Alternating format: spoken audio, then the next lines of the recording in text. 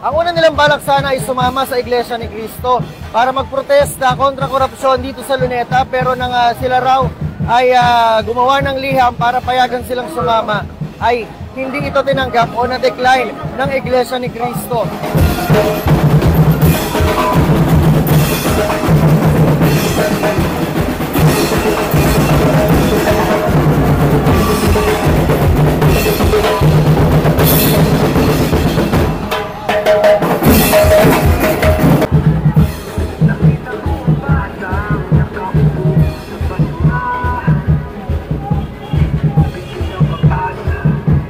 Duterte, ang Reforma Pilipinas at ang Maisog. Ang balak nila ngayong araw na ito kasabay nitong protesta kontra korupsyon ng Iglesia ni Cristo ay pumunta sa Liwasang Bonifacio at doon.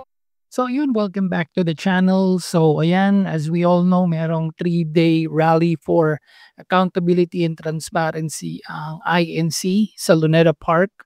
So hindi pinayagang makasali ang mga taga-suporta ni Duterte sa protesta ng INC.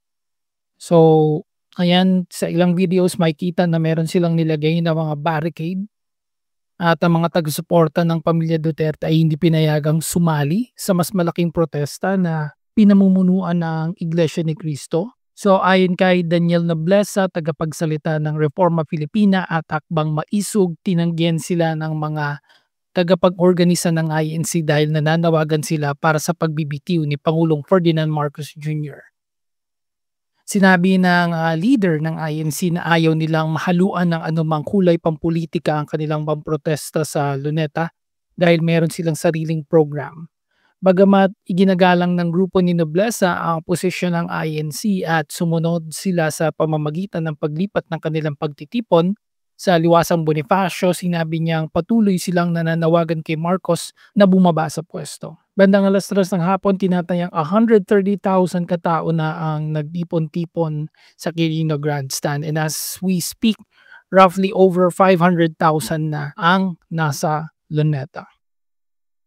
So yun, let me know your thoughts in the comments below. If you haven't subscribed yet, please do. Thank you so much for watching and stay safe out there.